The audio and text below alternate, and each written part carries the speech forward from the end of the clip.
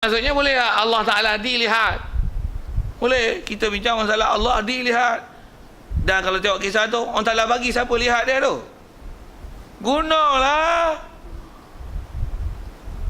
Gunung yang tak ada mata, tak ada akal pun dia boleh beri keupayaan untuk gunung melihat dia. Kita ada akal? Ada macam itu? Dia boleh beri keupayaan itu. Itulah kaedah berfikir yang nak faham dengan kaedah ambil nas daripada Quran. Dia bagi kita dengan hujah akal. Mantap. Clear? Clear ya Quran? Clear hujah akal? Siap. Satu ulama kita ajar dengan kudah kaedah akal. Bagi, simbah. Fikir elok. Tiang kita, saya tu tuan kalau ngaji Tok Guru disimbah gitu. Memang power. Tiba-tiba itu ada orang kata Allah Ta'ala tak boleh dilihat. Mustahil. Dia terlalu tinggi untuk boleh dilihat. Bengong muka kepelah tak bodoh. Hujah macam mana? Ambil mana? Tok Guru mana? Ngaji ke mana? Ayat Quran mana? Saya baca maklumat gini-gini. Memang hujah tak? Tak hujah akal, hujah Quran. Hujah akal, cara akal. Quran, cara Quran. Mana hana? Make your choice. You prefer what? Prefer Quran to your akal. So, you debate about it. Mula cakap orang putih pula dah. Cukup. Asal nak bicara tahu mana? Tanya Quran sikit untuk menunjukkan bahawasanya memang Allah yang disebut sini, Allah dia memang ada, dia maujud. Wa kullu maujudin yasihu an yura. Sah, Allah dia boleh dilihat. Cuma keupayaan untuk boleh dilihat ini bukan benda yang ada pada kita, tapi di atas anugerah yang Allah beri. Macam mana keupayaan yang diberi pada bukit, pada gunung ganang, bila Allah Ta'ala beri hancur macam mana pun, itu adalah syarat, term condition untuk boleh Nabi Musa melihat Allah Ta'ala. Bila tak cukup syarat, Nabi Musa tak boleh tengok lah. Macam mana pun atas kita bicara nak macam mana, boleh ke dia lihat kalau itu? Boleh. Pasal tak bukit tak hancur. Hancur tu pasal Allah Ta'ala beri keupayaan lihat. Sekali lagi gunakan ayat itu. Baik, jadi kalau itu fahuwa subhanahu yasihu an yura. Kalau gitu Allah Ta'ala dia yasihu an yura, sahlah bahawa an yura, bahawa dia dilihat. Cuma bila dia dilihat, yang melihat kita ni kan makhluk Allah, dia jadikan mata kita dengan keupayaan macam ni, dan dia jugalah yang boleh memberikan keupayaan mata kita lebih daripada apa yang ada pada kita sekarang. Beriman dengan macam tu, dia boleh beri keupayaan lebih. Beriman je. Ya. Bahkan yang kita dengar maklumat daripada orang soleh, ada orang yang dia punya pandangan, penglihatan bukan saja boleh melihat pandangan zahir, bahkan boleh melihat batin. Ada orang yang Allah Ta'ala beri keupayaan gitu. Dari segi harus boleh. Kita nak faham dan nak iktiraf, tentu je dari segi keharusan. Jadi benda tu harus. Cuma siapa dapat, siapa tak dapat, tu tengok lah. Kadang-kadang ada orang bohong, benda tak nampak, dia kata nampak. Benda dalam hati pun kata dia, jangan sembang lah, aku tahu apa dalam hati kau. Amboi, dia boleh tahu hati kita. Tak kucing hati dia, dia tak tahu. Dia boleh tahu hati kita apa. Padahal hati dia apa? Hati dia, dia tak tahu apa dia dalam hati dia. Dia boleh tahu hati kita apa dia. Tak kucing. Amboi sikit bahasa itu. Macam mana pun dari sisi keharusan memang boleh. Tapi adakah memang dia boleh atau tak boleh? Itu kadang-kadang ada dakwaan palsu. Macam mana pun atas kita bicara, kawan Ta'ala ni kita baru duk bicara, boleh tak boleh? Jadi atas kita dalil Al-Quran dengan kaedah berfikir tadi, memang Allah yasihu an yura, sah bahawasanya ia boleh dipandang. Sekali lagi sebut, dan bila kata boleh dipandang, kita nak bicara ni tentang kita memandang Allah Ta'ala. Semestinya keupayaan kita memandang ni ialah bukan macam mana sekarang, tapi ialah satu keupayaan yang luar biasa Allah Ta'ala bagi kita pandang, yang dia beri dengan limpah kurnia dia. Fakta nak ambil sikit dalam belakang tu, beri dengan limpah kurnia dia. Kenapa pula kena sebut limpah kurnia? Pasal memandang Allah Ta'ala is something special, you know. Jadi kalau special macam mana? Adakah Allah Ta'ala akan beri pada semua untuk boleh melihat dia? No. Only selected person. Selected tu siapa? Kita tengok nanti ciri dia. Sebut siapa selected tu. Yang dia dah beri adalah selected person. Surely that is our Prophet Muhammad sallallahu alaihi wasallam. Semestinya berlaku dalam peristiwa Isra Mi'raj. Maka dia melihat Allah Ta'ala. Siap, selesai. Selected person. Seabdal-abdal makhluk. Kita ni bagi cukup syarat. Cuma kat dunia memang tak boleh tengok. Apa boleh tengok, tak boleh tengok dia nak sebut kaedah mengikut kaedah Ahli Sunnah wal Jamaah. Jadi asal nak sebut ialah semestinya dia beri itu dengan limpah kurnia dia. Jadi bila sebut limpah kurnia, tentu benda ni seperti special. Tentulah antara yang diberi itu orang yang special lah tahun kubur ini, yang Allah Ta'ala akan beri limpah kurnia yang besar di akhirat esok adalah semestinya orang Islam, orang beriman, orang Islam yang beriman. Kalau Islam baka dan keturunan, itu belum tentu. Beriman mesti. Pasal syarat besar Allah Ta'ala banyak beri nikmat ialah orang beriman, orang muttaqin, orang takwa. Maksudnya dengan Islam yang ada pada dia, ilmu dia mengimani, membenarkan semua ajaran Nabi Muhammad SAW, dan dengan tu dia boleh takwa, ikut perintah Allah Ta'ala, tinggal larangan dia. This is the selected person. Macam mana pun, atas sekurang-kurang term condition untuk boleh melihat Allah Ta'ala, syarat iman. Iman. Dengan bahasa lain, ada layak masuk syurga, ada kelayakan melihat Allah Ta'ala. Cuma kekerapan Allah Ta'ala beri untuk boleh lihat itu berbeza mengikut martabat. Okey. Itu saya syarahkan sikit dari segi apa yang ada dalam kaedah-kaedah yang ulama bahas daripada Al-Quran hadis tentang masalah melihat Allah Ta'ala dan keupayaan yang diberi pada kita untuk boleh lihat dia itu. Baik. Jadi nisbah boleh, memang boleh dia dilihat, lakin akan tetapi lam yaqa' ru'yatuhu ta'ala fid dunya li ghairi nabiyina Muhammadin sallallahu alaihi wasallam. Kata dia akan tetapi tak pernah berlaku, lam taqa', tak pernah berlaku ru'yatuhu, melihat akan Allah Ta'ala fid dunya, di dalam dunia ini, dalam keadaan jaga, li ghairi nabiyina, selain daripada nabi kita Muhammadin sallallahu alaihi wasallam. Dan peristiwa itu sedia maklum pada kita dalam peristiwa Isra Mi'raj. Jadi kalau ikut kaedah ulama Ahlussunnah wal Jamaah, memang peristiwa Isra Mi'raj itu antara perkara yang pelik luar biasa berlaku pada Rasulullah adalah yang special yang kita nak bicara ni. Apa dia? Rasulullah boleh melihat Allah Ta'ala. Dengan bahasa lain, Allah Ta'ala beri keupayaan kepada Nabi kita Muhammad sallallahu alaihi wasallam untuk melihat Allah. Di atas akidahnya macam tu. Sikit lagi kalau ke sana sikit. Satu, dengan kisah Isra Mi'raj tu kalau ikut memang masyhur, disebab kata itu peristiwa berlaku Rasulullah, Allah Ta'ala beri keupayaan melihat Allah Ta'ala.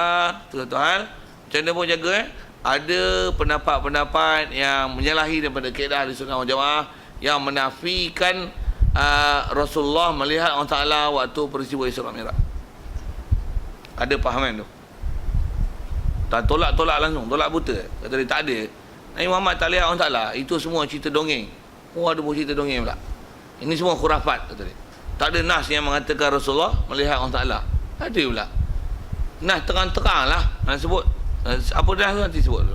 Tapi nak sebut akidah yang setelah sedia, kita pun disebut apa?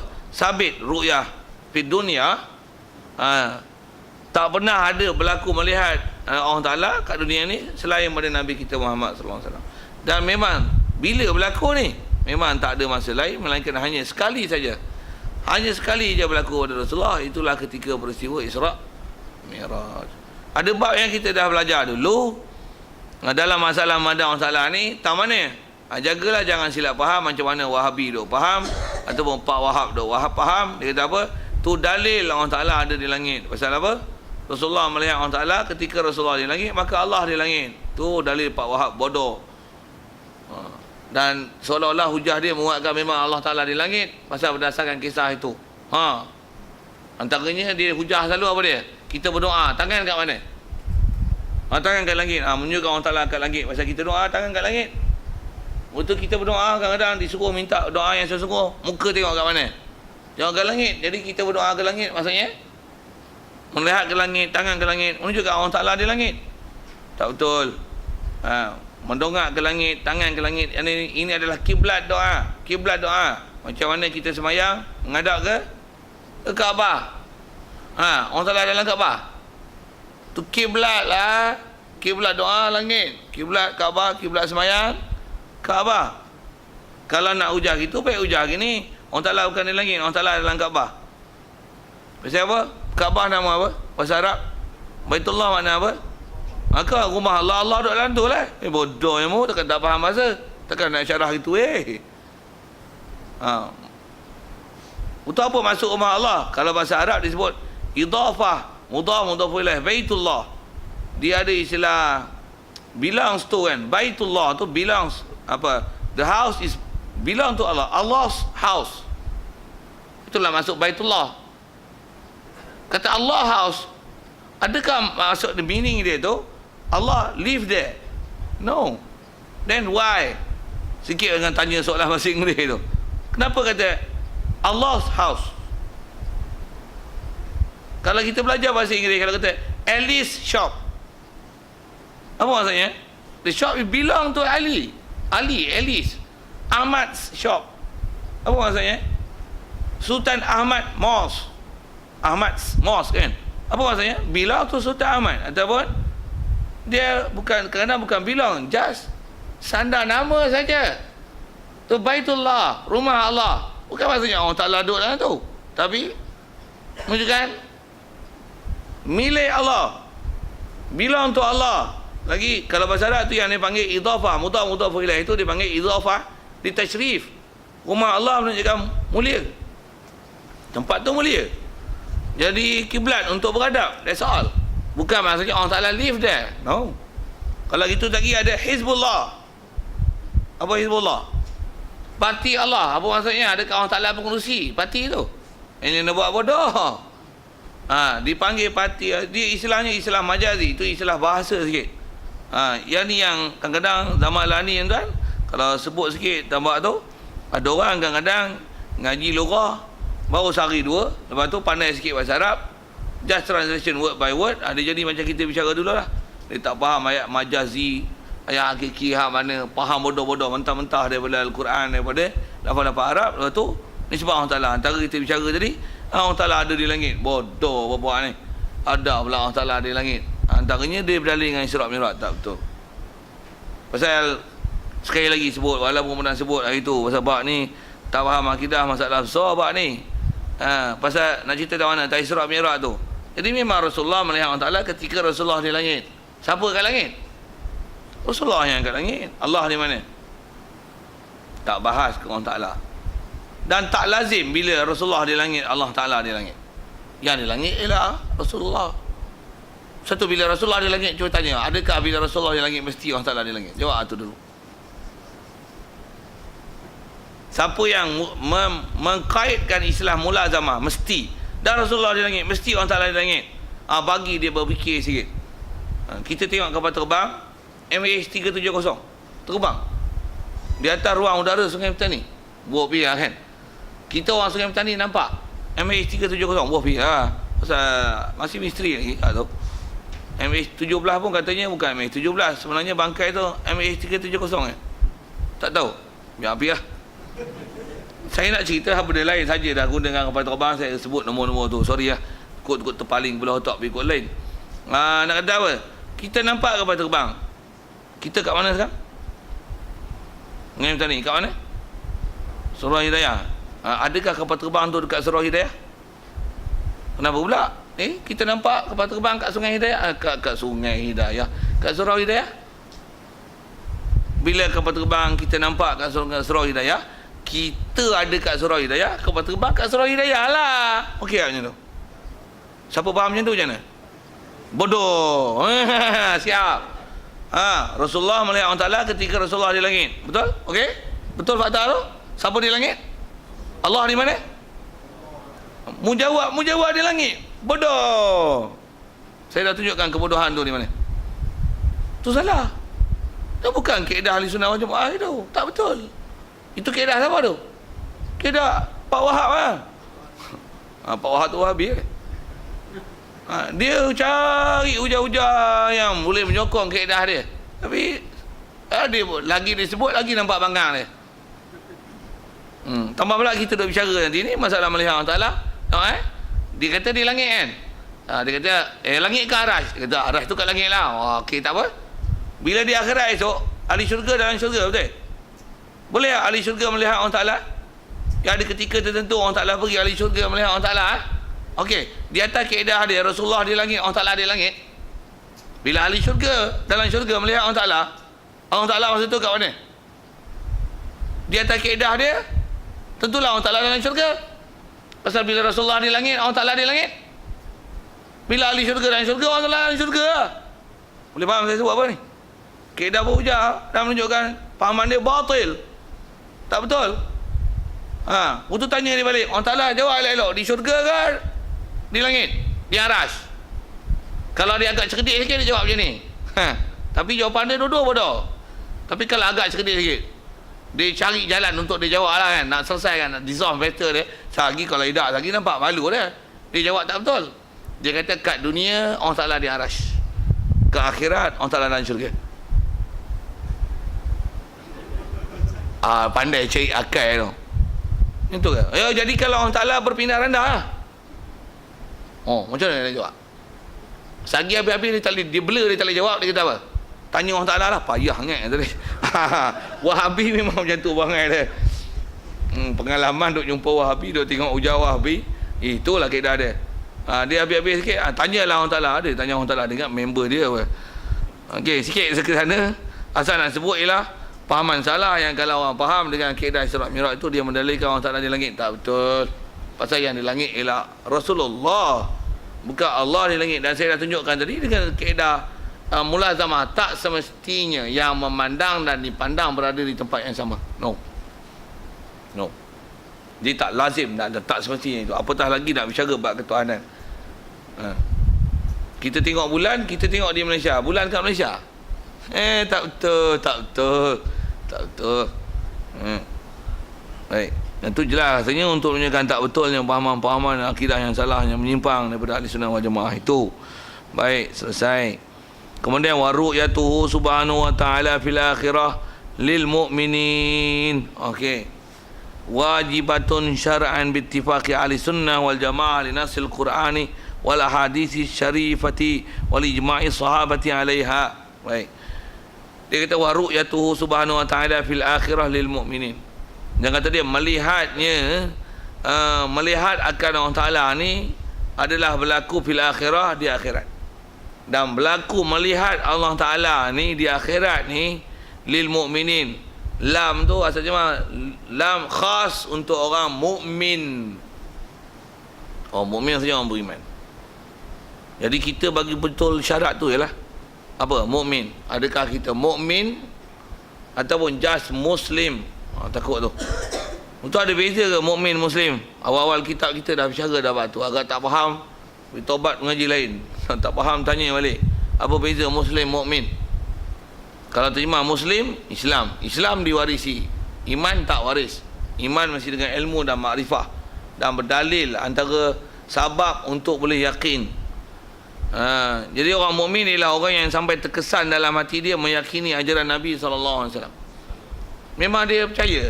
Dan dengan dia percaya itu, selalunya atas faktor adat akan menyebabkan berlaku sesuatu kat dia. Akan ada satu perubahan, nak taat, nak ikut, mencari kebenaran. Berlaku benda betul pada dia. Pasal apa? Pasal ada iman. Macam mana pun setidak-tidaknya mulut dia akan mengiktiraf semua ajaran Nabi walaupun dia tak buat. Semayang, puasa ni, tengok dia semayang tidak, Jumaat tidak, puasa tidak. Pasal apa ni kau tak buat perintah Allah Ta'ala ni? Tahu dia jawab macam mana? Kalau memang dia ada iman, yang memang kalau atas iman ni macam tu, Rasulullah pernah isyarat yang ni ialah iman misqala dzarrah.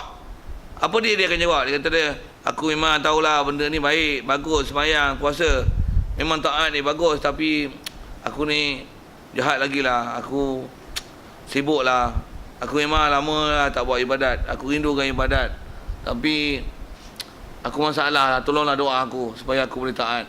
Best kan? Orang beriman gitu. Walaupun dia tak ada taat, cuma istilahnya fasik dan berdosa lah. Tapi hati dia kalau tengok dia cakap macam tu, macam mana? Kita dapat baca keimanan dia. Pasal apa? Tengok luahan hati dia dan dia cakap, siap menangis lagi, tolonglah doakan aku. Sajalah saya buat fenomena sedih kan, lagi pakat menangis pula. Tak, saya memang tak tahu, memang kadang-kadang sebut macam tu lagi, saya teriak, orang cakap teriak lagi, awal lagi. Dia cakap itu kalau dia beriman. Kalau dia tak beriman macam mana? Memang dah tak sembahyang, tak puasa, tak zakat, tak apa tidak, tuan apa tidak. Tanya ni, pasal apa kau tak sembahyang ni? Ikut aku tak sembahyang, tak sembahyang. Berbeza kan? Yang tadi Islam, memang mak bapak Islam, yang ni pun mak bapak Islam, memang Islam besar kan dalam keadaan Islam. Tapi tengok dia jawab macam ni. Yang tadi jawab macam tadi, dengan merasa susah hati, minta tolong doa, dia sedar dia salah, dia memang nak jadi baik tapi sibuk. Yang ni siap besar diri lagi. Ingat semayang tu bagus sangat. Aku tengok kau semayang pun tak senang mana pun. Aku tak semayang pun senang daripada kau. Lain tu. Hak tu agak-agak melihat orang Ta'ala ke di akhirat esok. Lihat tak lihat, tengok adakah dia bercakap itu menyebabkan jatuh tak jatuh iman dia dan Islam dia. Adakah jadi kafir tak kafir, yang istilahnya memperolok dan mempelekeh ajaran Nabi SAW. Kalau kata dia mengiktiraf, maksudnya dia imam fasik, syafaat boleh dapat. Rasulullah boleh bagi syafaat, orang mati syahid boleh bagi syafaat, tutup guru, ulama-ulama boleh bagi syafaat dengan izin Allah Ta'ala bagi izin, mereka bagi syafaat, dapat dekat orang ni. Pasal apa? Syarat cukup untuk masuk syurga. Pasal apa? Memang hati ada iman. Kalau yang backhand ni, pelekeh pula, berolok pula, olok-olokkan lagi Islam, bahkan dia rasa yang dia tak ikut perintah Allah Ta'ala tu lagi besar dan lagi bagus, yang ni kita khawatir. Alhamdulillah. Tapi macam mana pun nak sebut, jadi boleh pandang Allah Ta'ala ni di akhirat esok orang beriman saja. This especially for Muslim, exclusive for Muslim only. Silap Muslim, bukan Muslim, mukmin only, bukan Muslim, mukmin. Kalau sebut Muslim yang mukmin, not only Muslim. Pasal sekali lagi sebut Muslim, dia boleh diwarisi. Mak bapak Islam, anak Islam dah. Tapi banyak Islam bingung. Pasal apa Islam bingung? Pasal tak iman. Pasal apa tak iman? Jawab. Pasal tak membenarkan di hati ajaran Nabi. Pasal apa tak membenarkan di hati? Tak pernah belajar, tak pernah dengar, tak pernah tersentuh, tak pernah ada ilmu. Antara tak ilmu siapa? Tak pernah belajar. Kalau belajar pun tak kuat. Pasal apa? Tak pernah ada dalil, tak pernah upgrade ilmu. Jadi kita takut ni, terutama sebut orang Islam yang bakal keturunan yang tak pernah disimbah langsung dengan ilmu-ilmu Islam. Takut kita. Jadi make sure lah, ensure insya-Allah yang kita ni adalah mukmin. Baik. Jadi memandangnya orang Taala di akhirat esok, dia especially orang Taala give kepada mukmin, dan memandang itu wajibatun syar'an. Dia lah wajib pada hukum syarak. Wajib maksudnya orang Taala ada janji nak beri. Jadi wajib syarak maksudnya orang Taala janji beri. Istilah dalam hukum syarak wajib dapat pahala, wajib masuk neraka. Wajib syarak ni maksudnya berdasarkan fakta janji. Jadi orang beriman memang wajib melihat Allah Ta'ala akhirat esok. Pasal apa? Sepakat syar'an tu biittifaqi ahli sunnah wal jamaah. Sekali disebut fakta dulu, wajibnya orang beriman melihat Allah Ta'ala ni dengan ittifaq ahli sunnah wal jamaah. Pasal apa? Li nasil Quran, kerana ada nas Quran, wal ahadith dan nas hadis asy-syarifah yang mulia itu, wal ijma'i sahabah alaiha, dan juga kerana kesepakatan para sahabat alaiha ala ru'yah, dia tak melihat Allah Ta'ala. Maksudnya tanpa khilaf ulama, memang orang yang beriman akan melihat Allah Ta'ala. Kali lalu kalau ayat Quran, mana dia ayat Quran? Ada kita baca juzuk 29 tu. Ini juzuknya, ingat. Surah Qiyamah, Allah Ta'ala sebut apa? Wujuhun yawma idzin nadhirah ila rabbiha nazirah. Allah Ta'ala cerita tentang perihal orang ahli syurga ni. Cerita apa? Wujuhun yawma idzin nadhirah. Muka-muka, sebut wujuh. Wujuh adalah plural daripada singular dia, wajhun. Wajhun, wajahani, wujuh. Ada muka-muka yang disebut pun dengan nakirah, maksudnya banyak muka-muka di akhirat esok yang nadirah, yang berseri bercahaya, bersinar gilang gemilang. Pasal apa bersinar bercahaya? Wujuh yauma idzin nadirah ila rabbiha nazirah, kerana muka-muka ni memandang Allah Ta'ala. Maksudnya kesan pandang Allah Ta'ala, muka bercahaya. Bukan Allah Ta'ala bercahaya. Tak, Allah Ta'ala bukan cahaya. Allah Ta'ala laisa kamitslihi syai'. Dia bukan makhluk. Dia bukan istilah cahaya. Cahaya adalah khalqi, makhluk. Subhanallah. Lama faham cahaya dengan makna sinaran dan pancaran. Silap, itu makhluk. Macam mana pun nak kata kesan kita, insya-Allah, sebagai orang yang beriman melihat Allah Ta'ala di akhirat esok, muka kita bercahaya dan berseri. Wujuhin yawma idzin nadirah, ila rabbiha nazirah, kerana muka-muka ni melihat Allah Ta'ala. Jadi kesan melihat Allah Ta'ala bercahaya. Sebab apa? Quran sebut.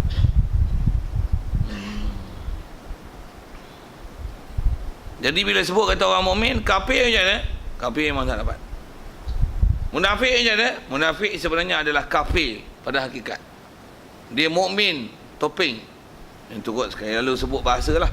Jadi kafir, siapa yang masuk dalam definisi kafir, sama ada memang kafir, dan kafir pun bahas kafir inat, kafir yang sampai dakwah tapi masuk Islam, tak mau masuk Islam. Ataupun kafir itu ialah kafir orang Islam yang jadi kafir pasal dia tak membenarkan ajaran Nabi SAW walaupun dia beranak di kalangan orang Islam. Itu istilahnya kafir. Ataupun kafir itu ialah orang munafik yang sebenarnya memang realiti hati dia tak suka dengan Islam, benci dengan ajaran Nabi SAW. Memang benci, walaupun dia tengok zahir dia, dia tak nampak macam bagus, macam suka je Islam, tapi sebenarnya hati sanubari dia cukup tak suka dengan Islam. Islam kalau kena hancur, Islam hapus, Islam dimusnahkan, Islam ditidah, dia cukup seronok. Kalau Islam maju naik, dia cukup susah hati. Itu sikit indikator lah. Nak tengok kita ni termasuk dalam senarai apa. Nak tengok kita ni adakah ada ciri-ciri munafik tak munafik. Orang Palestin kena serang je dan seronok tak? Selamba je, bagus padan dengan muka dia orang tu. Untuk McDonald ni kita sebut bila kan, McDonald ni kita boycott. Alamak, tak boleh lah makan McDonald.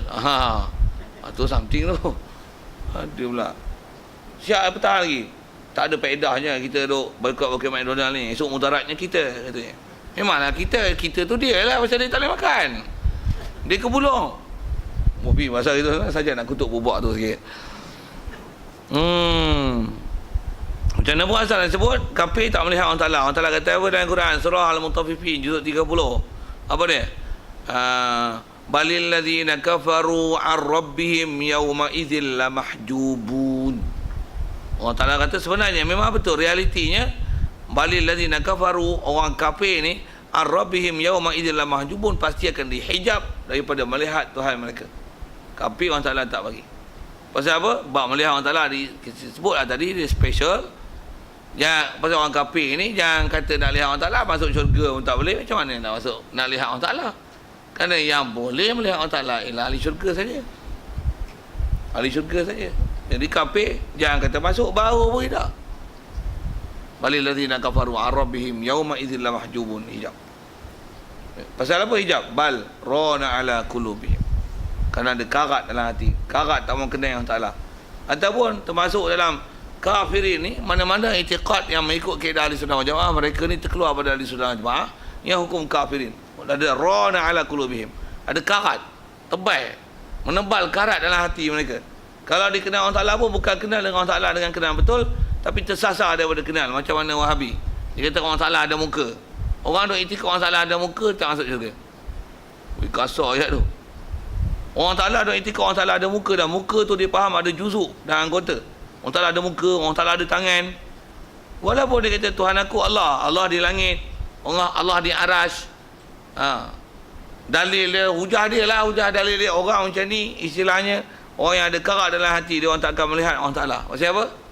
Pasal dia i'tiqad Allah Ta'ala dengan i'tiqad yang salah. Orang yang i'tiqad dengan i'tiqad salah pada Allah Ta'ala, istilahnya tak beriman. Tak beriman tu. Pasal dia i'tiqad Allah Ta'ala dengan i'tiqad salah. Apatah lagi membayang dan menggambarkan Allah Ta'ala dan mengiktikadkan Allah Ta'ala dengan sifat-sifat makhluk dan sifat baharu. Sedangkan wajib bersihkan Allah Ta'ala, tansihkan Allah Ta'ala, sebut Subhanallah, Maha suci Allah Ta'ala daripada perkara yang tak layak pada dia. Antaranya ialah berjuzuk, beranggota, bermuka, bertangan, berkaki, bermata, berpindah kandah, bertempat, ambil manfaat pada makhluk, ambil manfaat daripada aras, ambil manfaat daripada langit. Subhanallah. Itu bukan sifat Tuhan, itu sifat makhluk. Walaupun dia kata itu Allah Ta'ala, tapi dia atas salah i'tiqad, yang ni takkan melihat Allah Ta'ala di akhirat esok.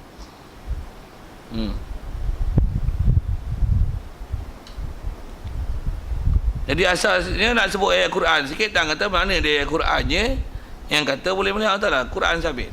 Quran sabit itu yang kita belajar ada bab melihat Allah Ta'ala. Itu juga kalau kita belajar dalam hadis. Hari ni dalam Bukhari ada rasanya. Ni pun saya ingat belajar hadis itu, ingat 2-3 lafaz depan dia. Rasulullah kata, innakum satarawna rabbakum yawmal qiyamah kama tarawna al-qamara lailatul badri. Atau kama qala. Rasulullah kata kamu semua ni. Rasulullah masa tu duk cakap dengan para sahabat dia dalam satu majlis. Dia kata innakum satarawna rabbakum kama tarawna al-qamara lailatul badri. Kamu semua akan melihat Allah Ta'ala pada hari kiamat esok, pada dalam syurga esok. Dalam syurga tu tak ada dalam teks, tapi yang tu yang disyarah oleh ulama-ulama hadis. Kama tarawna al-qamara lailatul badri, macam mana kamu lihat bulan pada malam purnama. Ayat tu ayat kiasan. Dengar elok. Kalau kita belajar bab hadis tuan, syarah bab hadis tu best dalam bab syarah hadis. Saya ngaji hadis tu seingatnya daripada kitab Mukhtasar Abi Jamrah. Mukhtasar Abi Jamrah ni biasanya ambil daripada hadis Bukhari. Satu saya sebut ada dalam Bukhari.